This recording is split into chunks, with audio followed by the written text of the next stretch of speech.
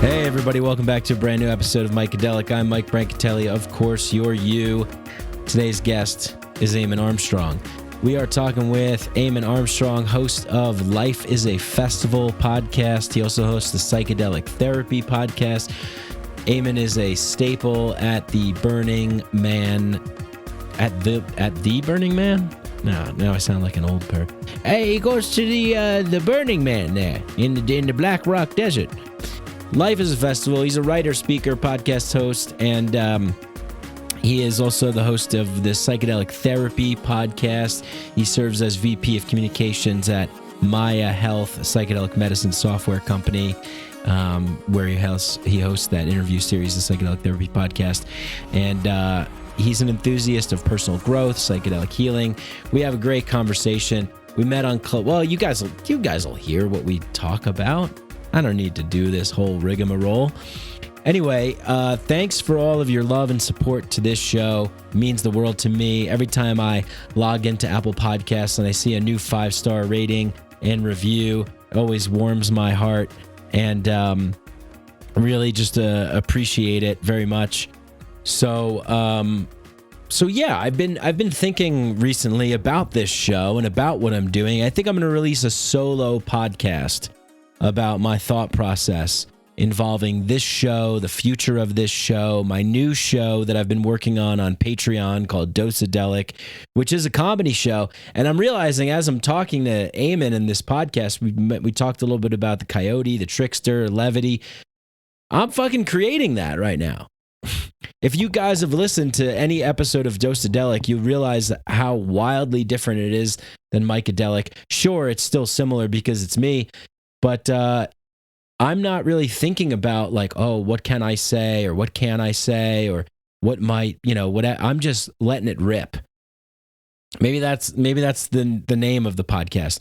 We need a name for the podcast. I always struggle with this because I don't want it to sound, too, I don't know, whatever. We got Psychedelic right now. That's the working title. We plan on launching in the summer, full launch, full on, studio, video, audio, the whole 9 yards, because I'm really loving what I'm creating with this Psychedelic comedy podcast.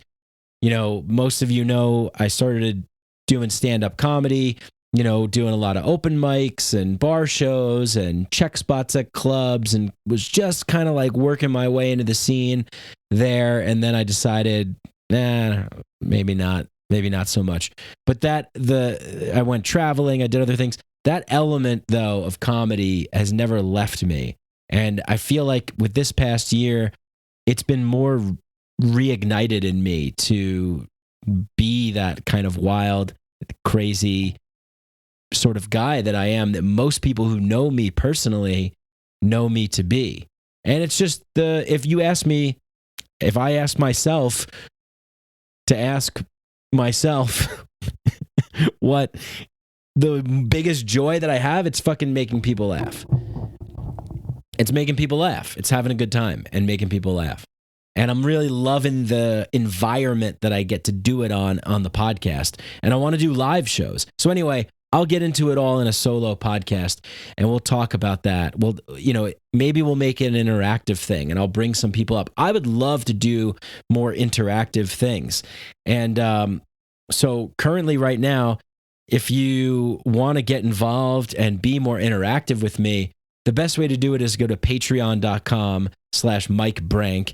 You get access to the Inner Sanctum Discord server, and we're just, I want to do a lot of things over there with people. Also, just feel free to message me, check out all, my links and everything, get in contact with me. And big shout out. I cut myself off because I was going to shout out some recent people like Justin, who's the newest patron member. Thanks, Justin, for your support, for joining our community. I really want it to be our community.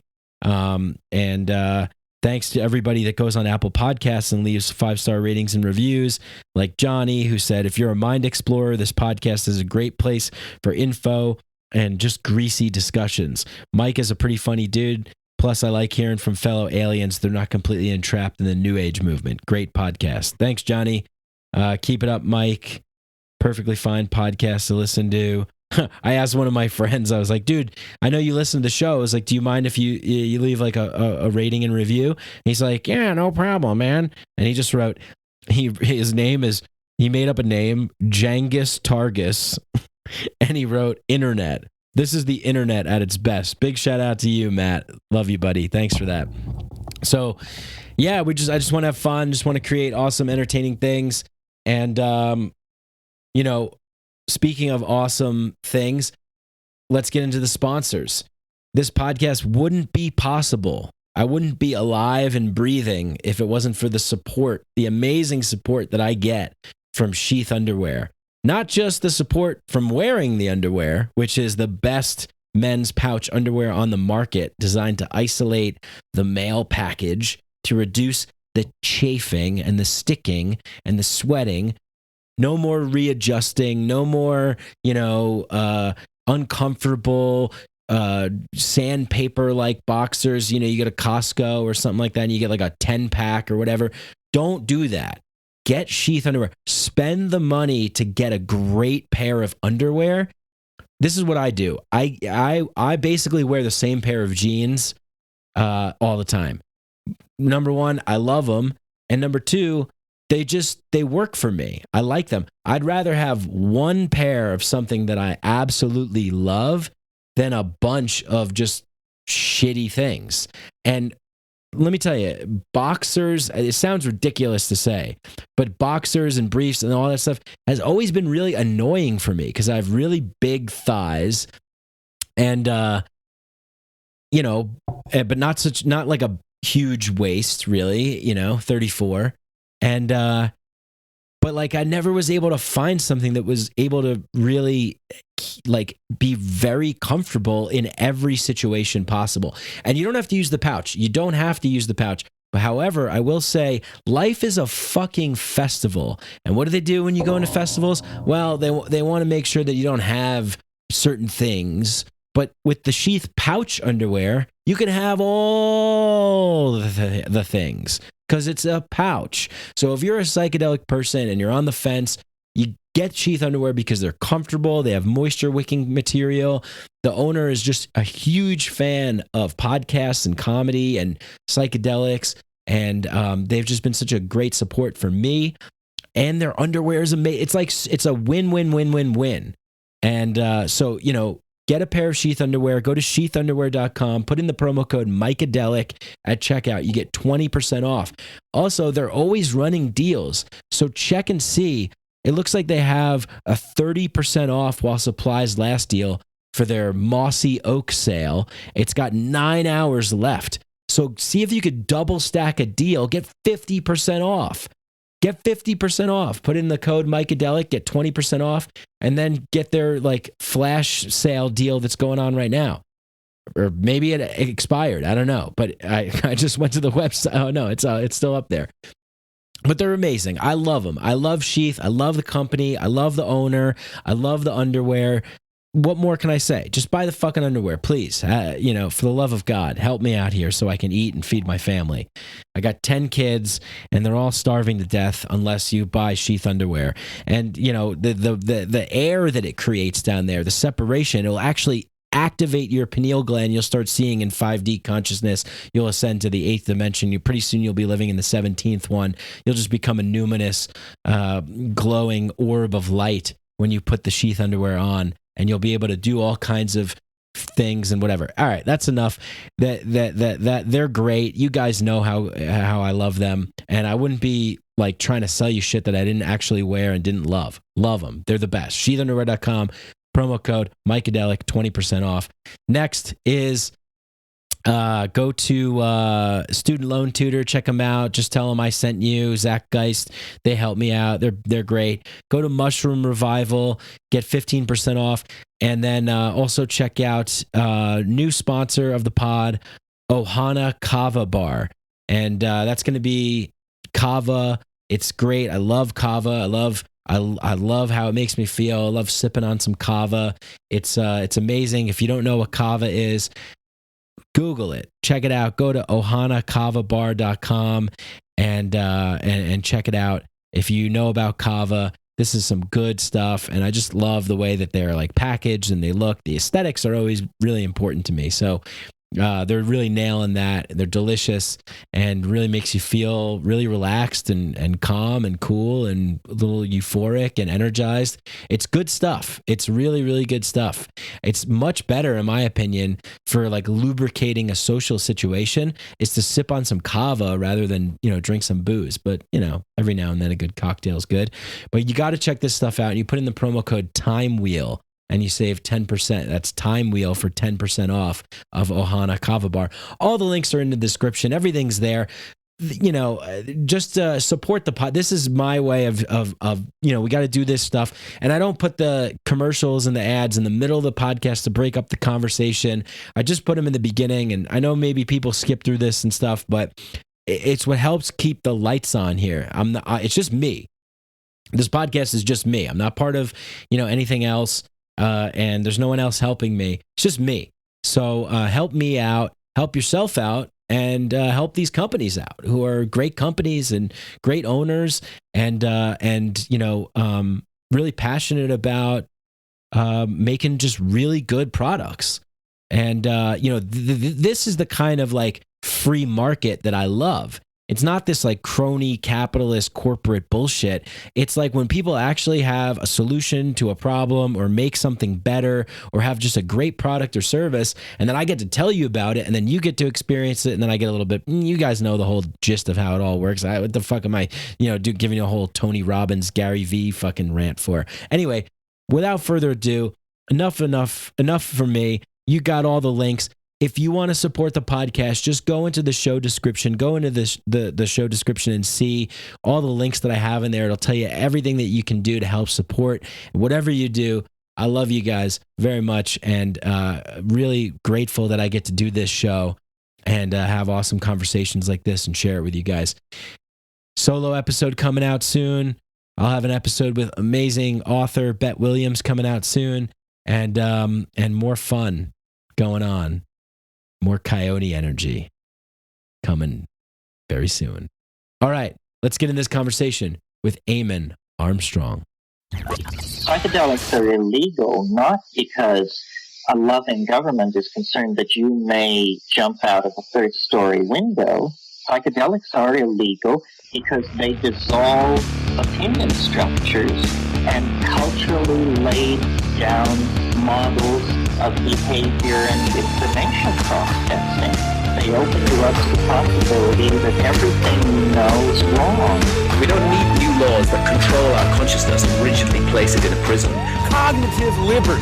The fact that as adults, if we're not hurting anybody else, we should have the right to explore the contours of our own consciousness without any mediation or legislation on the part of somebody else. Reject authority. Authority is a lie. Or is it perception? Information is power, but we have to seize the opportunity.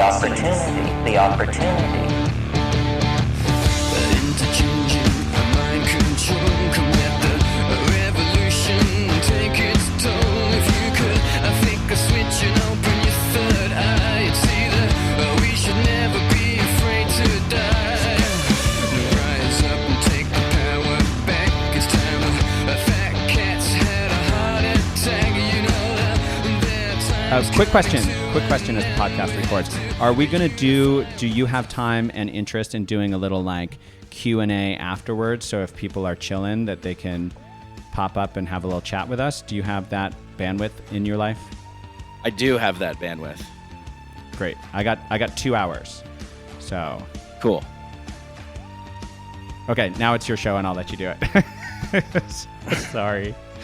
No, this is cool. I mean, so just so people tuning in, we're doing a podcast and we're putting on Clubhouse. This is a first timer for me. So thank you, Eamon, for introducing me into this high-tech future world. It's so cool.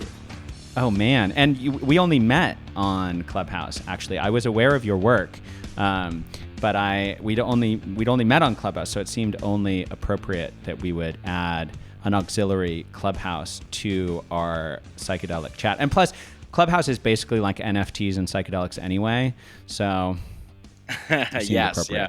I actually haven't been on Clubhouse for a little bit because I've been so busy.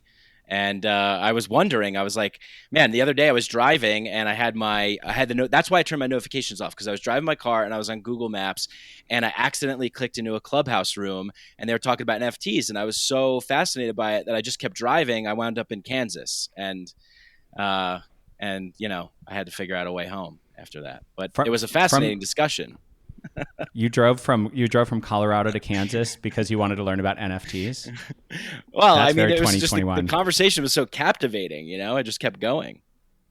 So I got to quiet those notifications. But anyway, this is more geared towards you, not me, right? You're bringing the heat today, Eamon. I'll bring the heat, and I'll try really hard not to podcast you. I've been on podcasts where I just start fucking up and podcast me. I know I start fucking up in podcasting my host, which is so rude and offensive. So I will try not to do that today. Yeah, podcaster duel at high noon. You think you can out podcast me? Oh no, I don't want to out podcast you. I want to help. It's kind of like in the psychedelic world. I just want to help, but really I just want to make a lot of money. I'm just here to help. I actually saw a movie recently called I Care a Lot. It was really creepy, and I recommend it. So check it out. All right. How you doing? I'm sweaty. I'm in Mexico, and I'm very sweaty in this moment. But overall, I always feel like a combination of very happy about the enormous fortune in my personal life, and then also just low-level existential dread and kind of depression, just because that's sort of like that's like what my system does. So I'm sort of that today, but I feel pretty good overall. Yeah, that's great to hear, because I feel the same way. So maybe there's something to that, being in the spaces that we both operate in. I'm really curious because I think that we initially met on Clubhouse, and I had kind of been joking around in a room that was, pretty serious topic, like spiritual narcissism. I mean, really getting into it there. And it's obviously something that needs attention, that should be talked about. And you were leading such a great discussion. But there's this tendency to want to lighten up a little bit too. But sometimes it's difficult to do that with the heaviness. So I sense that I relate to you in that respect. What and I know that you kind of wanted to bring that more in. Are you feeling that there's too much heaviness in how you're operating, or what's going on, and you want to kind of, are you finding ways to kind of inject some more playfulness into your life? Yes to all those things. I'm going to answer this with a short story, and I'll keep it short. I first went to Burning Man. I first went to Burning Man in 2010. And when I went to Burning Man, it was all shenanigans, and it was taking lots of different drugs and pretty recklessly, but and then going and playing on art and making ridiculous voices and pulling pranks on other camps, and it was so silly and so fun and so alive, and we played music there, and but it was all a joke. Everything was a joke. And then something happened around 2015. I think it's when I first started drinking ayahuasca, but I think something also happened on the playa too, where shit just started getting serious. It just started feeling it suddenly got so personal growthy. It was a lot about coaching and conscious entrepreneurship. And for the past couple of years at Burning Man, I've been giving talks and going to events where I need to meet important people that have and there's all this very important, serious wisdom that I've experienced in the space. And I found that in psychedelics too. When psychedelics even recently were more underground, it was more silly, more coyote energy, more ridiculous, more oh my God, I wonder what's going to happen. And now it's all healing and personal optimization and brand building. And I'm doing it too, man. I'm doing it too. I got my life as a festival. I got my clubhouse. I got my thing. It's when the going gets weird, the weird turn pro. There's that great line. And I feel it's the going has gotten decidedly less weird. And so the weird are going the boring kind of professional. And so I'm wanting more levity because I actually think levity is healing. I think play is healing properly. But I think a hyper focus on healing and on the healing journey can get very boring very fast and leave you myopically poking at your own wounds and kind of making them worse while losing all the fun that got you tripping on mushrooms in the first place. Yeah, and I know that we're all desperately missing this festival life. That what you were just describing was what I loved so much about life, right? And the name of your podcast, Life is a Festival. I remember the first festival I went to, I said, man, this is like, we can really bring this out into the world more. We can really make life more playful, more silly, more weird. But you're right. There was like more of this seriousing up and tightening up and kind of business, suit and tie psychedelics. And I got my tuxedo on and I'm ready to trip on some mushrooms today. And, like formal but I understand that the need to sort of be in that way. What do we do now where we find ourselves in this situation that we've been in for the past 12 months, the past year? I feel this like desperate need to be with people, to be in that energy, to be in that silliness, to be in that weirdness, and to be with that music and that energy. Are you missing? How much are you missing that? And how has it affected you? Ooh. Yeah, how much am I missing the play? Well, I definitely vibe with contrasts. I like the yin and the yang of things. So like I was down for some yin, and I just decided to like front load a lot of personal. It's funny considering the conversation. I decided to like front load a ton of personal growth now so that as soon as we're all vaccinated, I just don't have to do that shit at all. So I've been doing a lot of like working and like healing matters. I've been in that space because, I think that's part of the philosophy of life as a festival is that it's not just that life's celebration and that life's play. It's that life's contrast and you experience it as a sort of majestic pageantry of spectacle like you would at a festival. Like you participate in these different energies that sometimes it's the energy of huddling with a group of strangers in an art piece during a dust storm. Sometimes it's exultant revelry. Sometimes it's cleaning up camp. Sometimes it's dealing with like a meltdown. But it's all a very heightened experience that's also temporary. So you can engage with it fully and be present with it and really live it and then know that in a couple of days, the whole thing just gets taken down. And that's the idea behind Life as a Festival for me. And so your question of like, this period of COVID, this sort of like inward turning period, I've used it as a time. For one thing, I've seeded a new project, and that's a big deal for me, like expanding the podcast into a TV show, which is something that I'm working on now. So getting that work done. I also went through a breakup and did a lot of the like licking my wounds and wondering what it was all about. So I've kind of been going into the yin space, but yeah, I'm definitely ready for celebration and ready to meet new people in exciting, unexpected environments and not have the sort of like, I'm ready to hug people more. I'm ready to, but I haven't been in the US for a while. So I've had a slightly different ride as far as all that's concerned.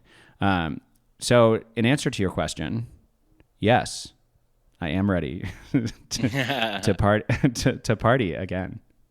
Cool. Yeah. I noticed that you titled the room, Make Psychedelics Weird Again. And I know you had Eric Davis on your show, and I'd love to chat with him. I read High Weirdness last year, and I thought it was just amazing. He's amazing. That book was amazing. Two of my favorite people. I didn't know too much about Philip K. Dick, just kind of generally, but I loved the stories that he got into. So I know Eric's, definition of weird and making psychedelics weird again. I'm curious to see what you think about that. What comes up for you? What's most alive and most present in you when you say, let's make psychedelics weird again? Yeah, well, it's a bit of a misnomer because we are not making psychedelics anything. A better name for the room would be like, let's let psychedelics make us weird again. but not weird enough perfect. to, but not weird enough to storm the Capitol. There's a sweet spot. There's like a middle place. But there's a kind of self-seriousness that I feel like psychedelics can help liberate us from, and that's, I think, what's so lamentable about our current cultural moment in the psychedelic renaissance is we're just all taking it so seriously, from like patent wars to like which wing of the psychedelic renaissance is angry at which other wing, to like this constant focus on these are going to heal all of these maladies, which I actually think that they will help do that. But I think they'll help do that in part with this kind of coyote energy, this kind of like upending and confusing. And for me, that's what psychedelics as weird is coyote. And what I mean by coyote energy, so I grew up agnostic, and I went to a Unitarian church a couple of times that my parents gave me. They were like, do you want to go try this? And I went until some kid said that I worshiped the devil because I didn't know whether God existed, and then I stopped going. But there was a pastor, and he didn't say anything about Jesus at all. He just would only tell these coyote stories. And I loved the coyote stories because basically coyote shows up when everything is going to your plan and shows you that your plan is germinated from a limited perspective of what could possibly be. We don't want our plans to go just as we want them to go, because then nothing would be new or interesting. It would just be a projection of our limited egos. What we want to experiment with chance. We want to play and collaborate with the unexpected. And in order to do that, we have to slip on banana peels. But you can't tickle yourself. So you need something to come in and make it weird for you. And I think psychedelics are a really magical, special modality for doing that. And I find that a lot of the actual healing, because a lot of the healing around psychedelics is your brain gets locked in certain loops. Depression is, to the best of my understanding, depression is a preoccupation loop. I'm not a scientist. I'm not a doctor. I don't play one on TV yet. No, I'll never play one on TV. But it's a loop, and you got to get out, and the psychedelics help you get out of the loop. And I think part of how they do that is with this coyote energy, with this kind of like upending your notions of what life should be, and refreshing you and putting you in a space where the actual improbable becomes potential, and then suddenly you become different because you're not the same loop that's trying to project the same lived experience over and over again. So to me, that's what the weird is, the value of the weird. I love it. Yeah, the trickster, the coyote, the magician energy, like that, the sort of flipping things, turning things on your head, the Zen master that keeps pouring the tea, overflowing the cup, this kind of like almost like a fuckery, kind of leaving you questioning and being like, what realm am I in? And it's all good and fun. And I know you referenced that, like the Capitol thing, but it's like, there is like a point where it's like, okay, that's now it's gone overboard. And I think, we have a tendency in this culture to kind of like, okay, we got to tighten up. We have to distance ourselves from anything like that, which is kind of a shame, because it doesn't leave room for like nuance, or gray areas where, yes, there are, things that happen that are weird. There are things that happen that are conspiratorial. There are things that happen that are mystical, magical, unexplainable. And then, I feel like it's just more the kind of, I don't know, corporate, mainstream, psychedelic, front-facing establishment mantra or view is like, get away from anything like that. Get away from anything weird. Timothy Leary, he's nuts. He was bad. So let's just try and kind of, be more presentable to straight folk or whatever. I don't know. What do you call it? Like psychedelic naive people. I don't know what the term is, but muggles. The term is muggle. Yeah. Muggles. Yeah. So it's like, let's not, scare them. Let's just, or let's not like be a quote unquote threat. So anyway, I really like what you said. I'm wondering, where do you see yourself as a part of that? Do you also as a part of the coyote, as the weird, that stuff? And who else do you see in that space? Where do you notice that shining through in the world? Yeah. Do I see myself as a coyote? I would like to be more of one. I think I am sometimes, but I think that I withstand the coyote energy too much in my, like, I'm like pre-initiation into coyote. That's what I feel like I'm at. I feel like I'm like ready to graduate out of my self-seriousness. And I've got a podcast called Life is a Festival. What am I taking so fucking seriously? But I do, it's like, especially love. Love is so serious because there's attachment wounds and heartbreak and all that kind of stuff. But love isn't serious. Love is play. The whole thing's play. So I would say that I would like to graduate into more of a coyote space.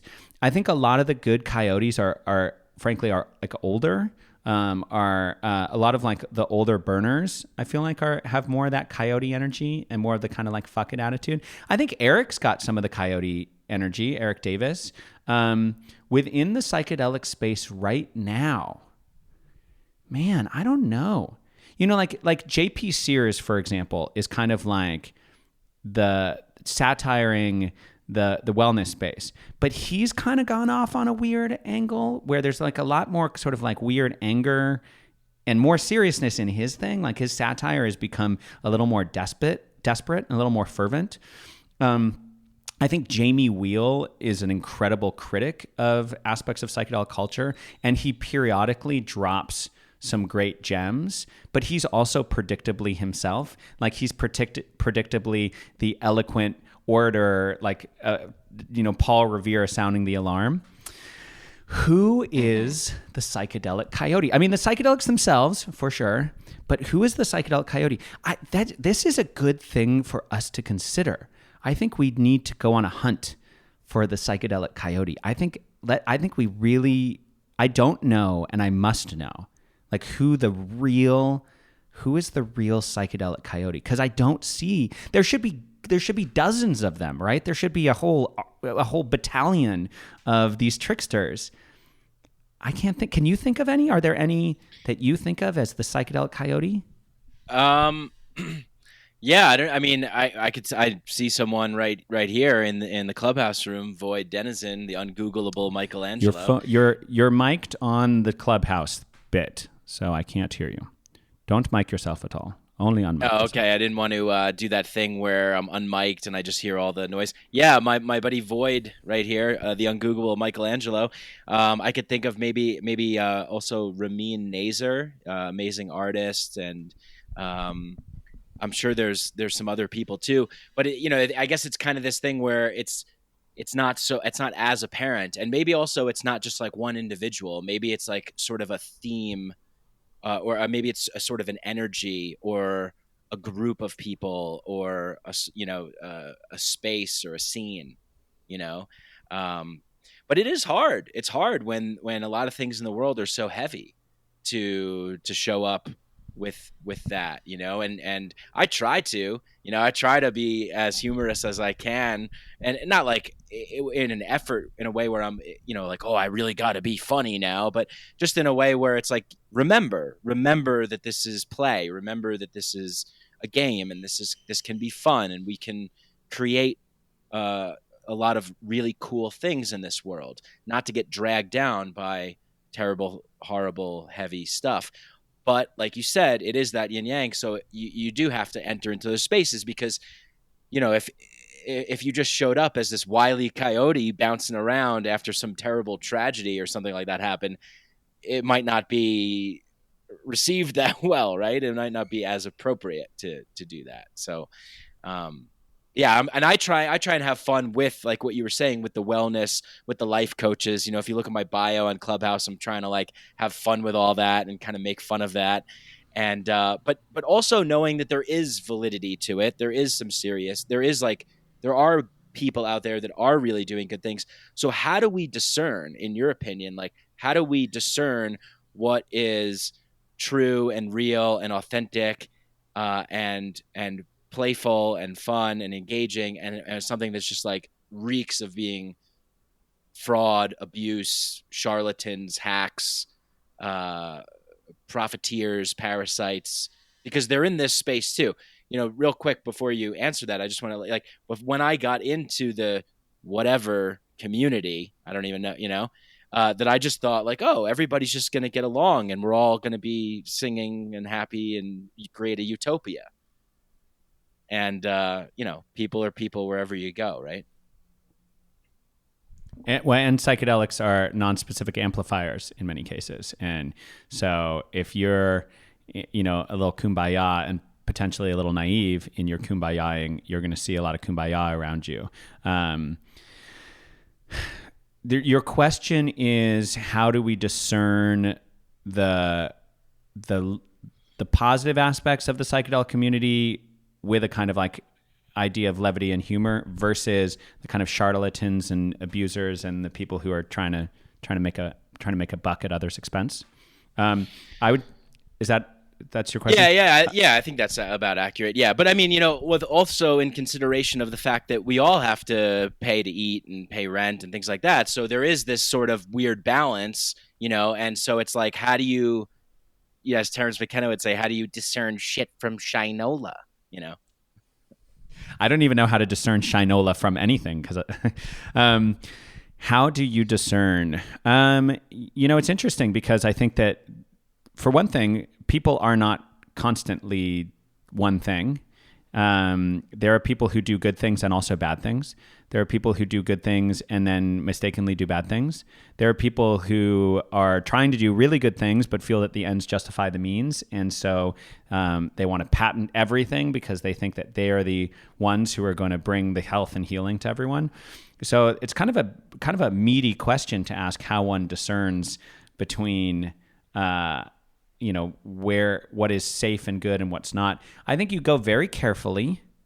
I think it helps to be connected to a community of an actual IRL community of people that you know and care about.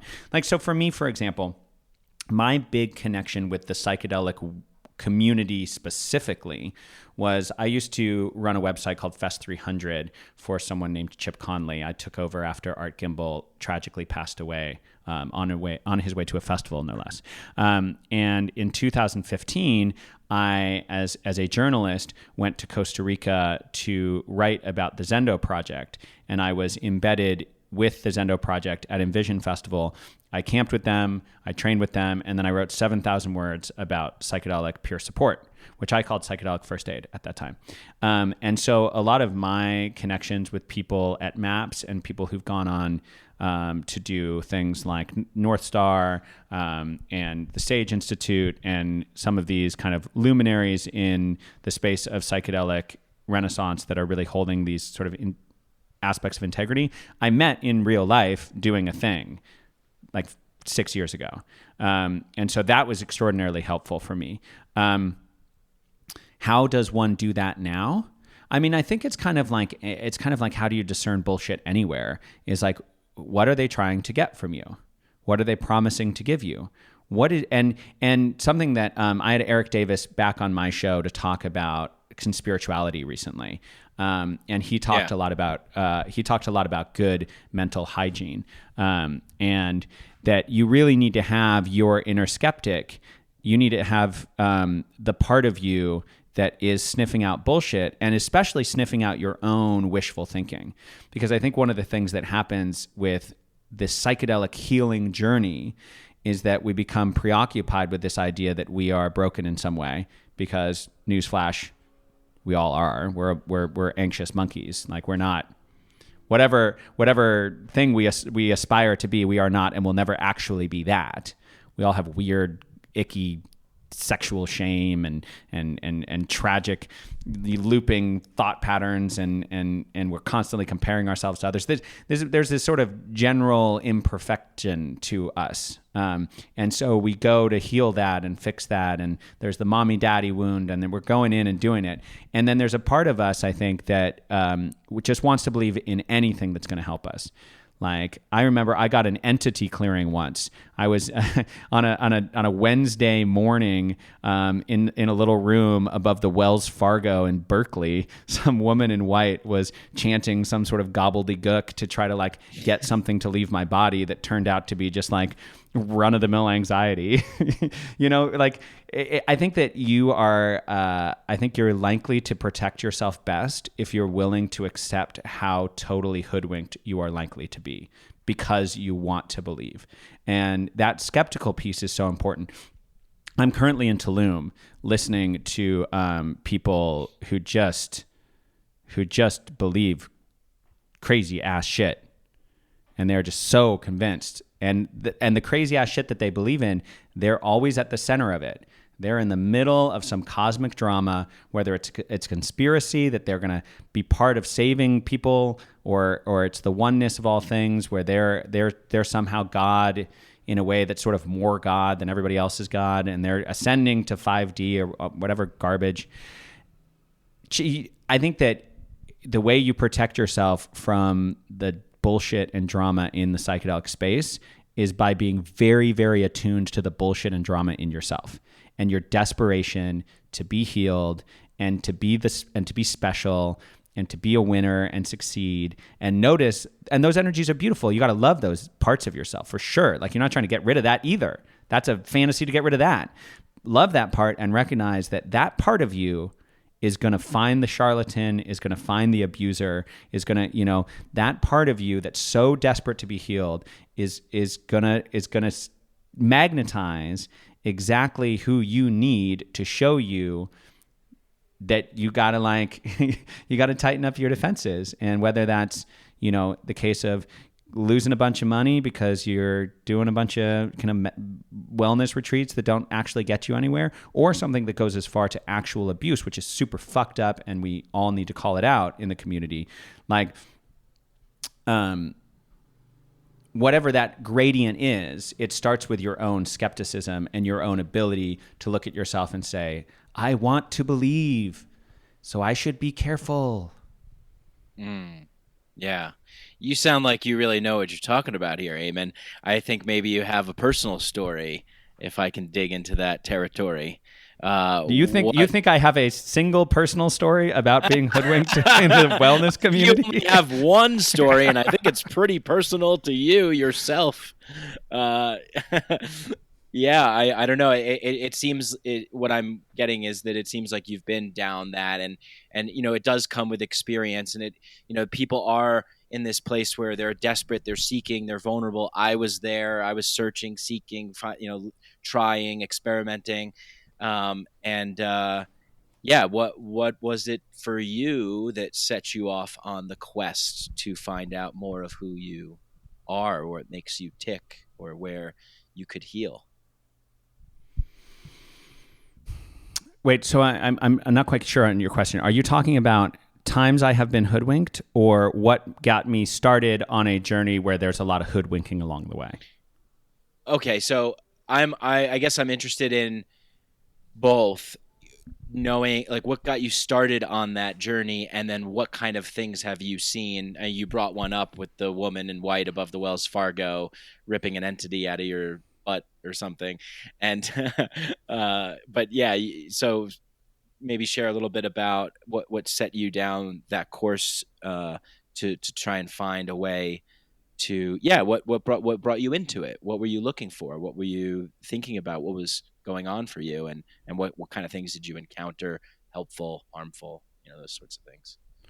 Yeah. Well, so I am of the belief these days that we are fundamentally that a human being is most fundamentally loving awareness on a ride as a kind of personality that is entirely determined by the conditions of their birth and being. And not in an astrology sense. I don't believe in astrology. But that you're born into cultural conditions, and then you ride the ride of those cultural conditions. And the cultural conditions that I was born into 1982 in the US, there's a lot of weird sex shit that is part of our cultural milieu. Yeah, like scat porn? No, straight into scat porn. But I mean, a lot of shame, and a lot of confusion, and a lot of sexuality has been a big piece for me. Also, just being raised by parents who were just kind of figuring it out and made some significant mistakes, as we all have had. Having a combination of a certain kind of privilege on one hand, and a lot, but also some genetic or epigenetic kind of mental health issues, just stuff. So I kind of came into the world, and there's just some stuff. And I spent a while trying to like gloss over the stuff and try to, I know a lot of folks who have ultimately found themselves on a spiritual path first tried to just pretend there wasn't a problem at all, and that the kind of brokenness or the incompleteness that they felt was just sort of fine. And it kind of was like, well, I'll just, perform what I need to perform to be loved. So I did that for a while and it didn't work for me. And then I kind of like woke up to that there might be a way of just being a more authentic version of myself in the world that would make me happy, and would make me feel more present and alive. And so that was like, stopped drinking alcohol, started doing yoga, like little things at first. Started playing music in a band instead of just feeling sorry for myself and playing video games all day. Started going to Burning Man. And in the beginning of that journey, it was, to bring back to the beginning of the conversation, at the beginning of the journey, it was more playful and more surprising and more unexpected. It was like, oh my God, I'm actually a pretty weird dude. And that's actually pretty fun. And that's actually pretty funny. And I'd moved up to San Francisco and I was like, oh, people like this here. Like I'm, and I started wearing like more women's stuff. And I was like, ooh, like I'm like not gay, but like there's like a question mark in my sexuality. And like people like that, it's like, ooh, this is kind of like wearing the sparkly tights and stuff. Like, ooh, like that's kind of like a nice little time. And so that like first stepping into it, before I got super serious about it, was a really beautiful blossoming moment. And I used to throw mushroom tea parties on Haight Street for like 4 years. And we'd cool.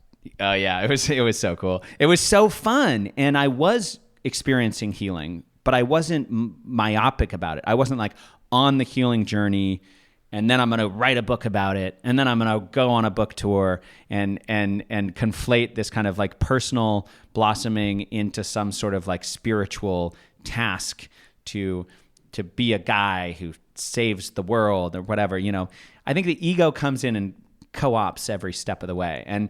But that first step in was a lot more play. And that's, was talking about going to Burning Man and hijinks and pranks and silliness. And then somewhere along the way, I started getting really serious about it, and things started getting more, everything was so important and serious, and like, oh, and there's a psychedelic renaissance, and like, I'm drinking ayahuasca, and like everyone needs to drink ayahuasca, and like my family needs to drink ayahuasca. If only you would drink ayahuasca. Have you heard about ayahuasca? You should drink ayahuasca.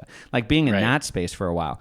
And then, as I mentioned, sexuality and gender had been a big thing for me. So then I was like, oh, I'm going to give talks about being a man, because I've learned that I've exiled this feminine part of me, and now I've brought this feminine aspect back, and every male needs that. So I'm going to start giving talks. So there's this point where it kind of flipped into like that kind of like wannabe guru energy, which I think is totally predictable. And really, if you're in the wannabe guru phase, which I am still a little bit in, don't be hard on yourself. It's all part of it. And okay, so your question was about how I got into this and also the pitfalls along the way. And so I'm kind of melding the two at the moment. I think the pitfalls are your own pitfalls. I think that's the point that I'm making, is it's like, yeah, there will always be all manner of hucksters and carnival barkers who are going to like lure you down the dark alleyway and shake you down for your money. You will have a mark on your back as you walk through the psychedelic world, for sure. But you are your own worst mark, or you are a mark to yourself the most, right? That's really... If you pull a sound clip from this fucking podcast, that's the one. That's the one. You are, you are hoodwinking yourself most of all. You absolutely are, and that's okay. That's not actually bad. It's just part of learning about yourself. Like I think that's where I'm at now. Is like, it's very interesting to learn about the anxious monkey that that my consciousness is riding on. Like, it's very interesting what he does. It's very interesting how preoccupied he happens to be with certain very silly things. That's very interesting. And so I'm much more in a, oh, isn't that interesting? Isn't that strange? You seem to be very, very grumpy about this. Isn't that interesting? So I'm kind of getting more to that place. But I think like as I look at my steps along the journey and the places that I have invested too much money and too much time and missed other opportunities. I've tricked myself more than anyone has ever tricked me. And I think in the psychedelic renaissance, I think we should all practice our own mental hygiene so that we can, not so it won't happen because it will, but just so that we can recognize it when it happens and not take it so seriously and be like, haha, there was never an entity in my butt. Come on. Oh, it was, but it was just poop. Just regular old poop. Just the entity that's there all the time. Yeah. Wow. Oh, wow, man. Yeah. You're so right about that because, and I love how there's this separation, right? I think this separation is really helpful. It's like this separation of seeing these parts of yourself or these aspects of yourself. If you want to call it the ego, the more egoic part or whatever it is, the guru part, but having that separation and playing with that energy and kind of making fun of it a little bit and being like, I see where you're going with this, you know? And it reminds me of that sort of a little bit like, getting back on like the weird, and Eric Davis and how he wrote about Robert Anton Wilson, and Wilson's one of my favorites, and he would always say, as it seems to me, not this is this way or this is this way, but it seems like this to me. So there's this ambiguity, there's this looseness, there's this nuanced gray area space that we can move around in, and that seems to be really, really helpful along the way, and it's also helpful for other people, to remind yourself, but then have others around you that could be like, hey, do you think you're maybe going off the rails a little bit here with this? Or how you doing? Checking in, right? Having good people around to check in and to kind of maybe tell you like it is if you're maybe doing something that's not going to be so great, or maybe it's getting a little too loony or something like that. Yeah, one of my most important mentors who I've sat in ayahuasca ceremonies with and who administers medicine, during the whole first 2 months of quarantine, he kept sending me the same picture of a black dude with a big dick. Did you see this picture? Oh yeah, meme? That was this this thing that was going around, as like the prank where it was like the clickbait prank thing. I forget what it's called, but you press it. It's like someone says, "Oh, can you believe what's happening in New Jersey with the coronavirus or something?" And then you click on it, and it's this guy. Yeah. So this is like a plant medicine dude, and he didn't send it to me once. Like, haha, isn't this? He sent it to me for 2 months. And and there was a time there where I was like, are you as sacred and shamanic as I thought you were? And then I was like, oh shit, you're actually playing at an even higher level with this dick pic situation, because this is a lot. But having good people around you to remind you, to throw weird shit in your way and be like, hey, stop taking yourself so seriously. Stop stop focusing on yourself so much. Here's something else. Here's something else to look at. And I think for me, what I've found in my quote spiritual path, the two things that are actually the most potent and always fucking work in one way or another is humor and service. They always work. It always fucking works. Laugh at it. Find what's funny in you're writhing around on the ground doing the trauma shakes from some something in your childhood, and the medicine's strong and you're just shaking around, and then at some point you got to look at yourself and be like, what are you doing? Look at you, you're just wiggling around on the ground. If you weren't on a bunch of drugs right now, you'd be pretty silly. Turns out you're pretty silly anyway. And not to minimize anyone's experience of trauma. I wouldn't make fun of someone else wriggling around on the ground going through trauma shakes, but to be able to make fun of yourself, that's so powerful, because it just cuts into it in a certain way and allows you to have some perspective. And then the other piece of that is service too. It's okay, you're really miserable. You're just so in it. You go through this breakup. You're just like, how am I going to live without this person? It's so hard. But if you can put yourself in a situation where someone really needs you, where there are people who are far less fortunate than yourself, I know it's so cliche, but it actually does change things. And so for me as a spiritual path now it's less about how much medicine can I do, and I definitely was that guy for a little bit. I'm just going deeper in the realms. I'm going deeper in my trauma and all that kind of stuff. And now it's more is this going to help somebody? Is this going to be funny? Is this going to be interesting? And I try to like lean more in that direction. Yeah. I remember, so I spent a good deal of time at an ayahuasca center in Peru. And I remember, just to what your point of like, really going through the shit, and you're in ceremony and people are puking and they're going to the bathroom and they're screaming and there's lots of things happening because there's a lot of wounds that are coming up and processing, and there's this, this healing that we're looking for. And I remember, maybe after ceremony getting tea, or the next day, this kind of lightness, this energy of like, oh, you were in that shit too? I was in that shit too. And there's this like glimmer in their eye. There's this sparkle. There's this kind of, the cleanse after the purge, and the realization that like, look at us silly monkeys we got to drink some plant juice so that we can function better in this world, and we're squiggling on the ground and puking and screaming and crying, and now we're looking at each other and we're telling these stories and we're laughing, and it's like, oh my God, like this is so crazy, this is so ridiculous, this is so weird, right? And you said something really interesting too about the guy with the dick pic sending and the stuff, and it's like, oh, he's kind of above that. And I think that's really important, because I think oftentimes there's this sense that like, well, if you're not rigid and serious and logical, and that you're not really someone to be looked at as a benefit, that you're not to be taken seriously because you're playing too much or you're using humor too much. And this is a serious healing space, right?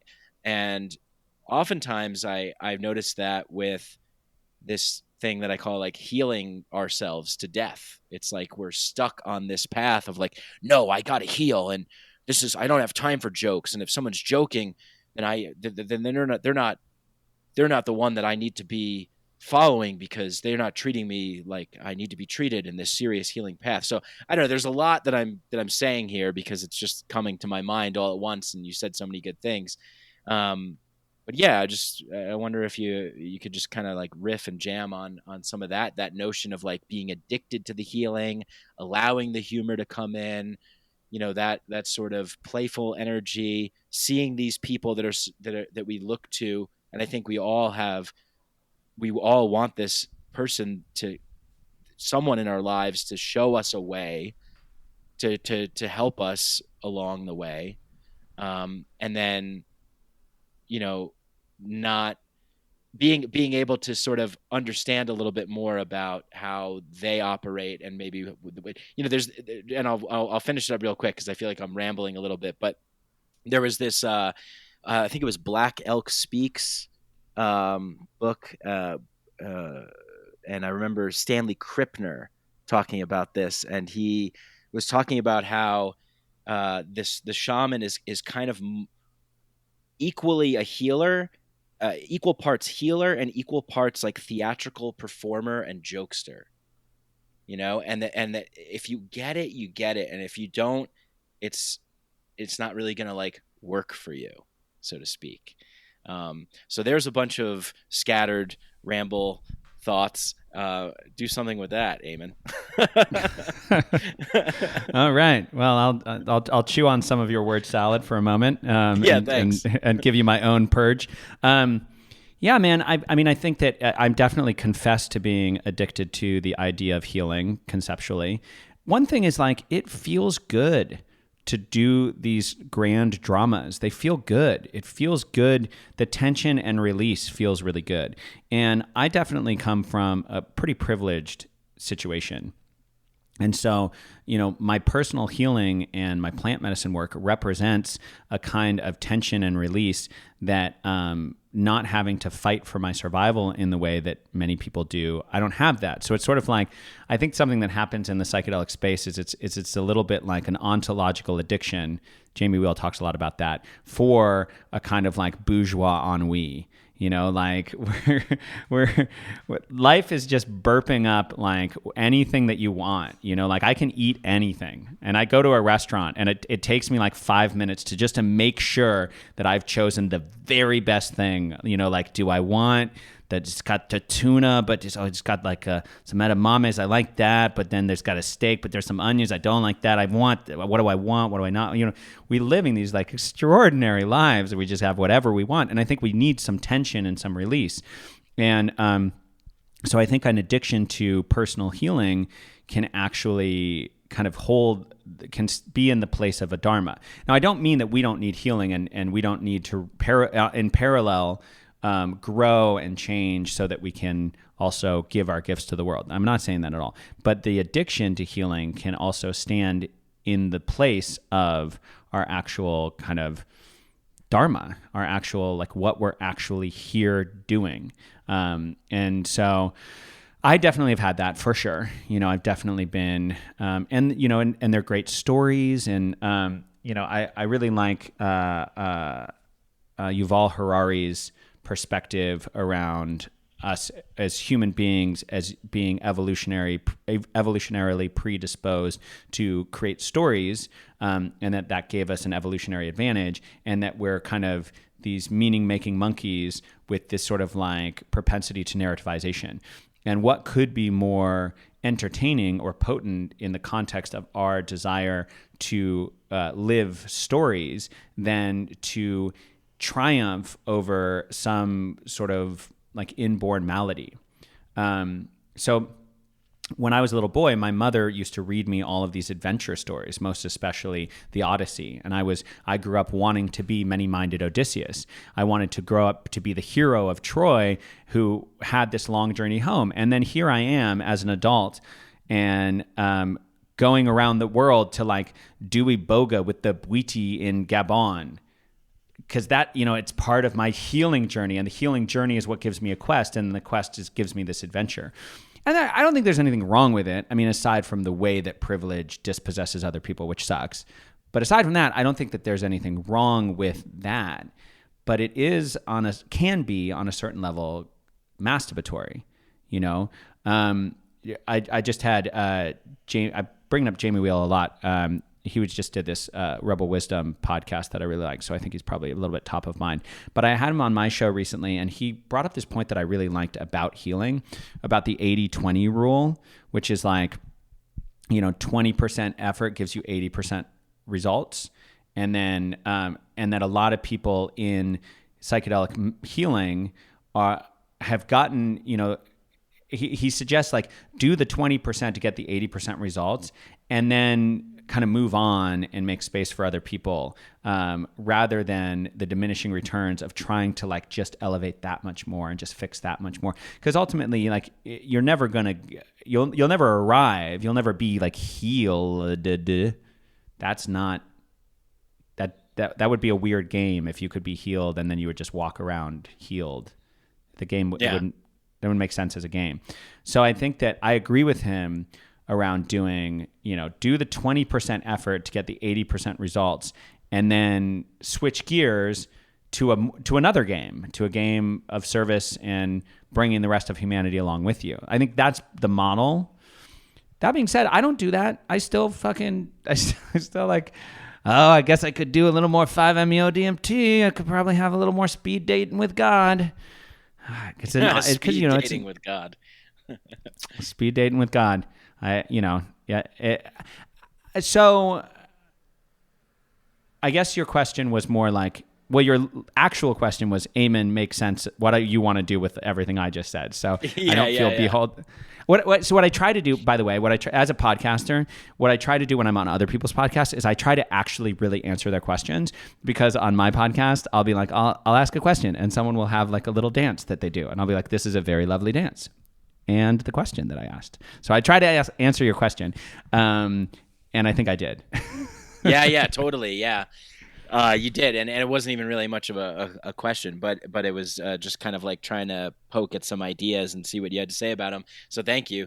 And thanks for bringing up Jamie, because, I appreciate Jamie Wheal. And it reminds me, I heard him somewhere, I forget where, but I remember writing it down because I liked what he said so much. He said that we have to be willing to sacrifice our sacred cows and enter into a phase of Gnostic warriorship, where it's not just all about the next ceremony or the cacao ceremony or the drum circle or it doesn't just all become about living in that experience, but that it becomes about kind of plugging in to the world, which, you know, sometimes what I see in the psychedelic space or in any space really is like, oh, like you're just gonna go to a festival and take a bunch of drugs and party when you know how many people are starving and, you know, blah, blah, blah. And it's like, well, yeah, but I mean, like, we can't be everywhere and do everything and solve there has to be a time and a place and a space.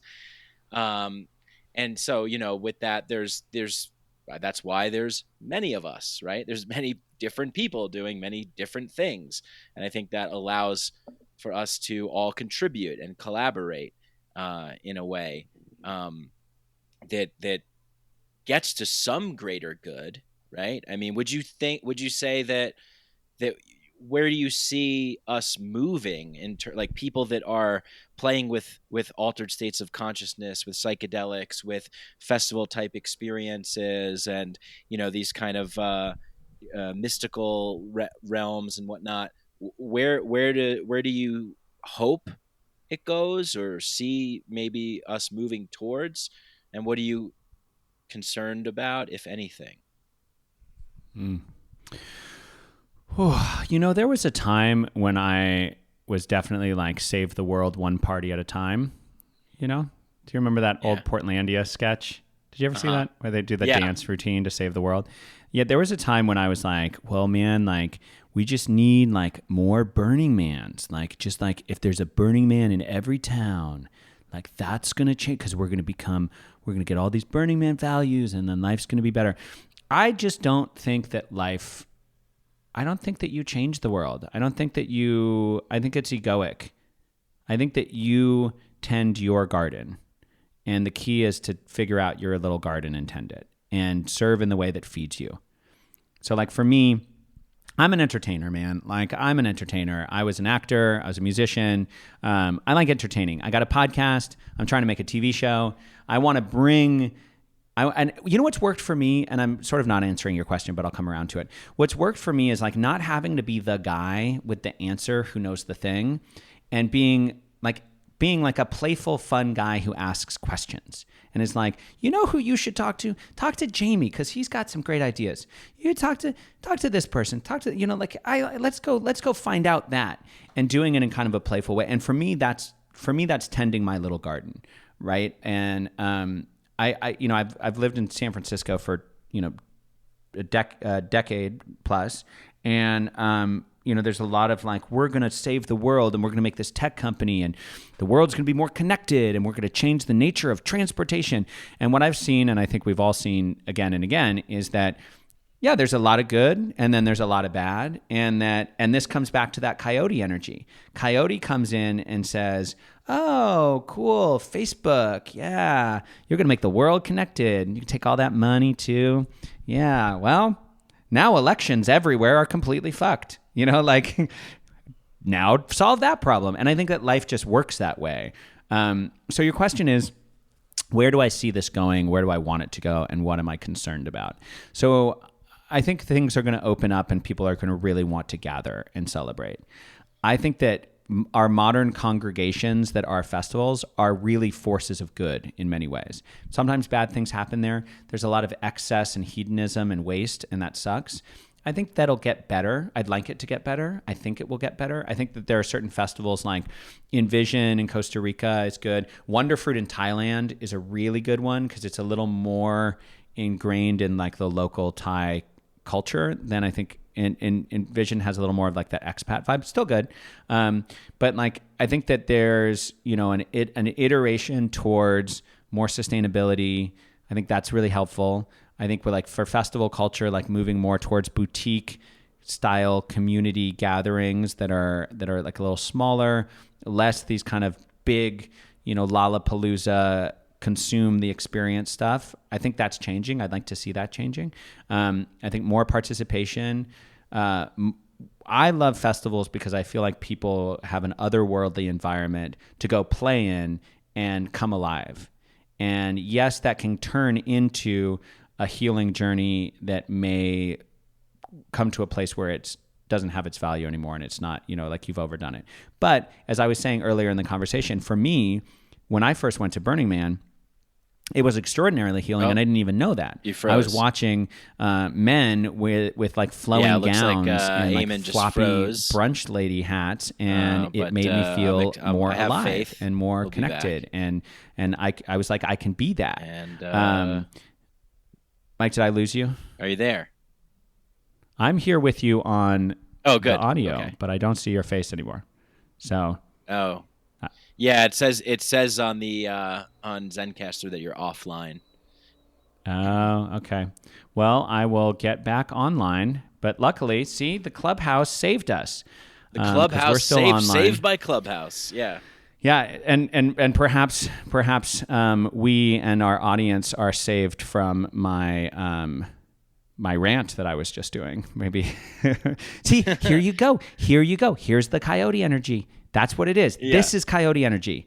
This is the weirdness. This is the I was doing a thing and I was telling, and this is what the festivals are going to be like. And then it's like, yeah, but fucking Wi-Fi doesn't work, bro. Yeah. That's what I want the future to be. I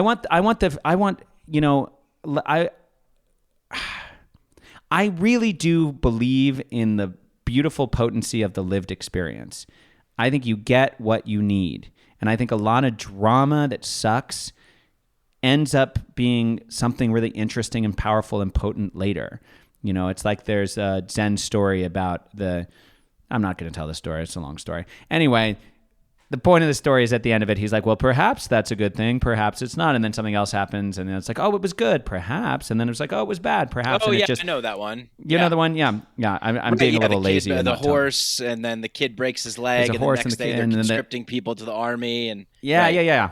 That story. We just ruined the story for everybody, but go check it out. It's a parable. We didn't even tell the story. But the point being that do you edit your podcast? Because I feel like I am just not at my best in this exact moment.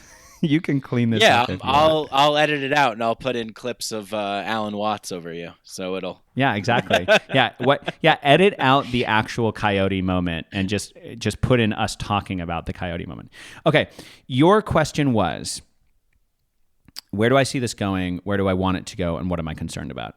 Where I see it going is we're all hungry to gather, and I really hope that we use this time off to gather in ways that are more sustainable, and we can bring with okay, let's start again, a new version. And I know that Burning Man's doing that, and Burning Man has put a ton of work and effort into greening the event so that when they come back, there's going to be, so I think that's going to happen. I hope that happens. I want that to happen. I think with anything, when there's a tension and release, when it's sort of it gets really, condensed in and then it expands out, there'll be some sloppy stuff, and there'll be some, some of that will be fun and good. Some of that might be a little dangerous. So for festivals and festival culture, I think we're fine. I mean, all that is just a way of describing people gathering, and people will continue to gather. As for the psychedelic renaissance, late stage capitalism just gobbles this shit up. So that's just going to happen. That's just what's going to happen. Many people are going to be first introduced to psychedelics through cheesy, Walmart style providers who have cut all the corners to make the most profit. It's just going to happen. I don't have any illusions that we are going to rescue or save the psychedelic renaissance. But I think we're going to make a lot of friends along the way trying to make it not happen. And that's actually, I'm not just being facetious. That's so I did this TEDx talk at Burning Man in 2015, and it represents kind of the core of my thinking about this sort of thing, which is essentially Burning Man is a failed utopia, and it's garishly failed. It's obviously failed, and it continues to fail. But what we get is the community that strives towards the utopia, and that's what we really wanted anyway, because a utopia would be the end, game over, the perfect world. It's not going to happen. Utopia, literally, utopos, means no place. But the idea of striving together is a kind of experience of communitas that is what we really are hungry for. And the striving isn't Sisyphean. It's not like it just goes, it doesn't just loop. It's more asymptotic, like it goes towards a point that it never reaches. And so for the psychedelic renaissance, it'll get mangled and torn apart by capitalism, for sure. No doubt in my mind that will happen. But people will strive, people will stand up and proclaim, and people will create other models, and some of those models will stick in certain ways, and certain people will get helped along the way. And the whole Leviathan will lurch forward as it does until, capitalism crumbles under its own weight, probably because of ecological collapse.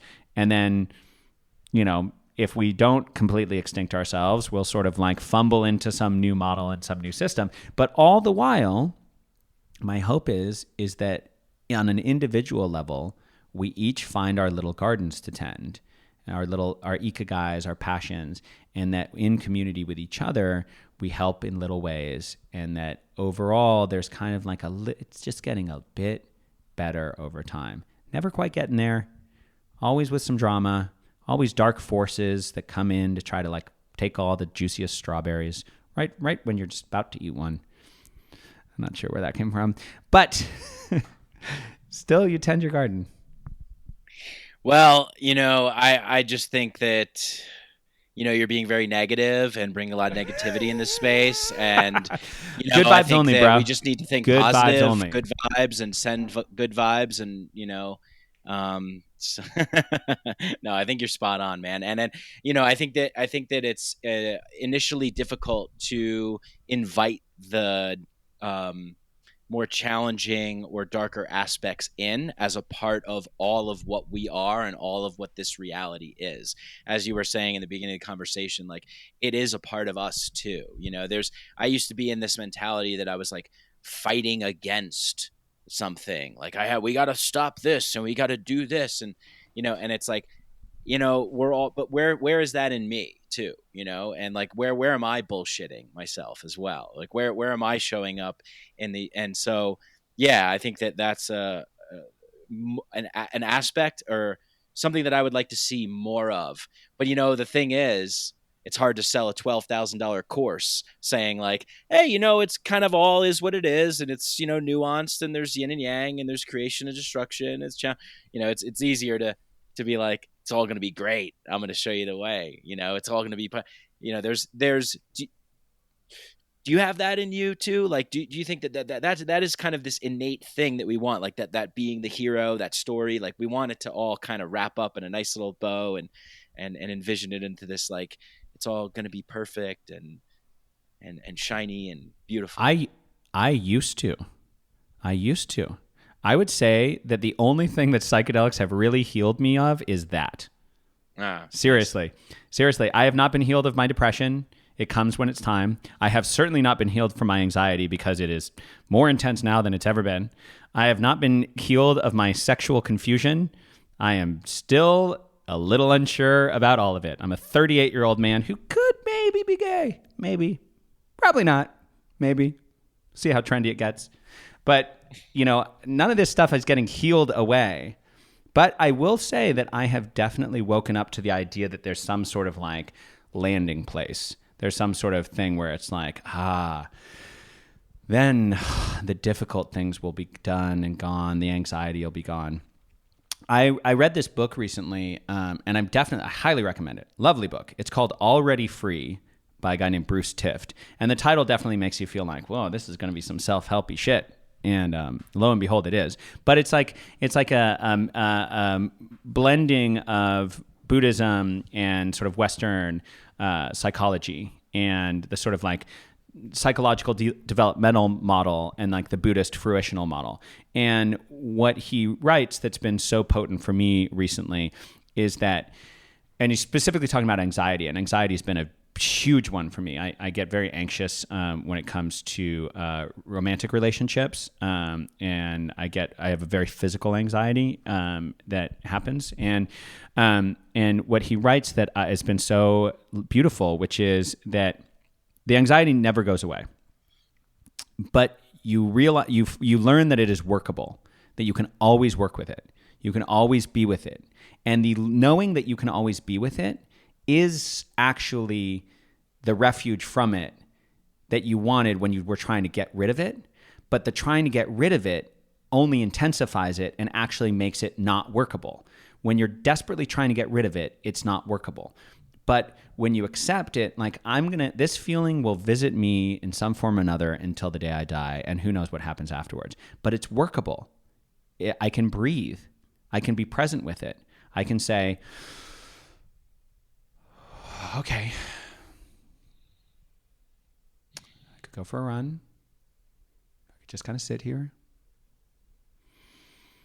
But I'm okay. I'm okay. This too shall pass. All things pass. It's workable. And that workability is the refuge. I found that to be very, very helpful for me. So I have recovered. I'm in recovery from believing that there is recovery. Wow. Cool. But was that humorous enough though? I see, because that's what happens. You get serious. You have an answer. We'll punch it up later. I'll get throw in the laugh track. I'll throw some jokes in there. Well, no, but this is a good point, because this is what I think keeps happening. Is like, even in this podcast, you start to have some kind of wisdom or some kind of answer or something that's worked for you.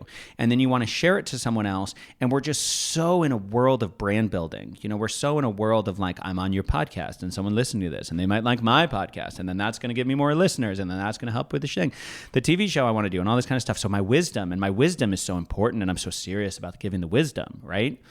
And that's when we need the coyote energy. It's like, oh, you're being serious. You think you've got it. You think you're the one.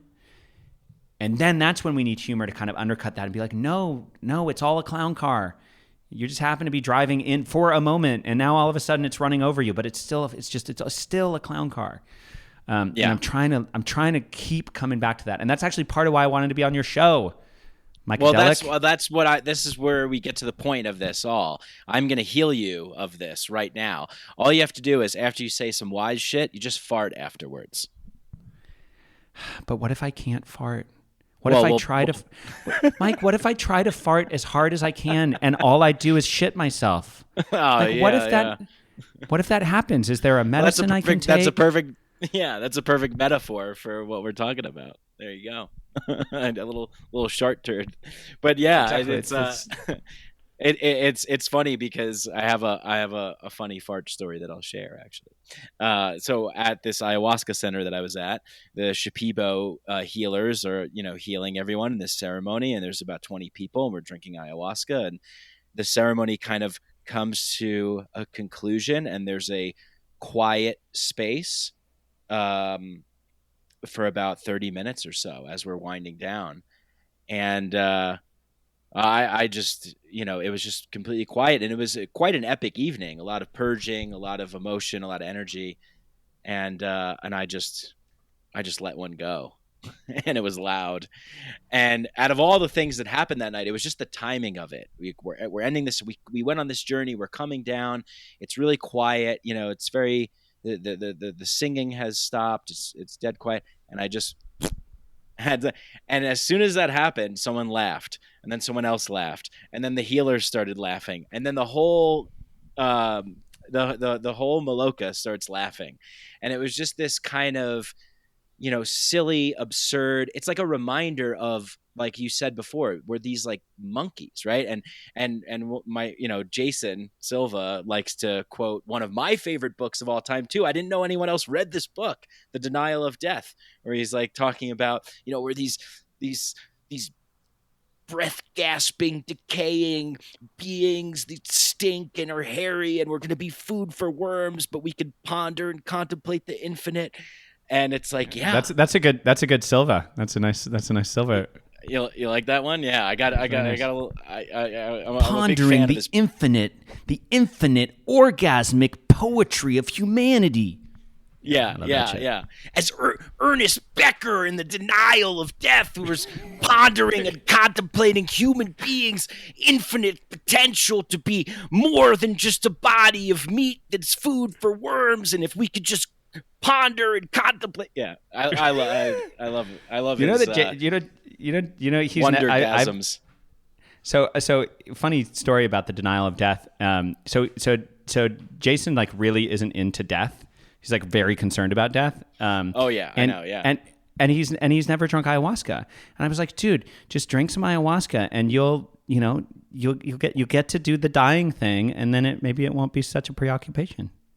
Right, as Brian Maruscu said in the Immortality Key, the secret is to die before you die. Yeah. And then fart. Yeah, there you go. Yeah, and then fart. Yeah, we're just one big held in fart waiting to let go. Yes, but actually really, like, I think that's a big thing with the psychedelic renaissance. You asked me a question earlier of like, who's the coyote? And I can't believe that there's not an immediate like, oh, well, of course, it's Shaman Bob. Shaman Bob is the fucking coyote. Like, obviously, he goes to the ceremonies, farts, and leaves. Shaman Bob is the guy. There's no Shaman Bob. There just isn't. You know, there's a visionary artist I love who holds this, which is, Brad Radwood. Oh, yeah. So he does lowbrow visionary art, where there's a lot of like cat butts and stuff. Like, that is what I'm talking about, like lowbrow visionary art. But like, there's no Shaman Bob rolling into the Maloka, just like, we need it. We need Shaman Bob. Maybe you and I'll get a school bus and redo the Ken Kesey and the Merry Pranksters, because they seemed like they were onto something. See, but but here's the thing, man. I know myself. I've done enough of these fucking medicine journeys that as soon as people started saying it was a thing, they're like, oh, did you see these two guys? They're like, it's like humor and psychedelics. It's like the next thing. It's like the next medicine. I would turn into exactly the kind of guru that I fucking hate. And I know I would. I would. That's why I can't have a school bus. I gotta, as I was saying earlier in the podcast, it's like, you are the one who tricks yourself. And I know that. It's like, I can only handle so much spotlight, or I'm Jared Leto with a fucking cult on an island somewhere, you know?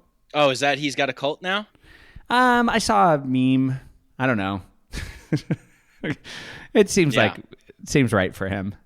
Yeah, it sounds about right. Yeah, you either die a hero or live long enough to become the villain from one of my favorite movies, The Dark Knight. But well, do you want to close out by me telling you about my projects? Yeah, please, let's do that. And I'll just say that it's always important to ask questions and to listen, and let the weird find you. So tell the people where they can find you, and tell us about what you got coming up. Cool. So I host the Life is a Festival podcast, and I do a weekly clubhouse room on Saturdays, which is also called Life is a Festival, usually at 10 a.m. But if the guest is in a time zone that precludes that, as I think might be the case this weekend, it will be a different time. I also host a podcast for a psychedelic medicine company. The podcast is called the Psychedelic Therapy Podcast. It does what it says on the tin, and it is a little more serious than I would like it to be, but that's the space. So I host Life is a Festival. I host the Psychedelic Therapy Podcast, and I'm currently developing a TV show. And by developing, I mean the team that I'm working with has prepared a pitch that we are pitching next month. So I know you're probably not supposed to really talk about it. It's like saying you're writing a book, but you really haven't written it. We are adapting Life is a Festival to a docuseries. That is the intent, and the hope is that will all happen. And that's what I do, and I can be found on the internet. Find him on the internet, folks. You heard it here first. The Wise Coyote, Eamon Armstrong. And we're done. That was fun. Hey, hope you guys enjoyed that podcast as much as I did. If you did, leave a 5-star rating and review on Apple Podcasts. Go to patreon.com/Mike Brank. Be a part of the community. Be a part of the inner sanctum. We want you in there. We want to develop a strong community there. Go to patreon.com/Mike Brank, BRANC. My website, MikeBrank.com. Check out SHEATH Underwear. Put in the promo code 20% off. It's Mycadelic. Mycadelic is the promo code. SHEATH Underwear, 20% off. Check out all the other sponsors. Links in the show description. Thanks to Danny Barnett and Galaxy for the music. And of course, much love to you all. Much love to you all. Peace. Till next time.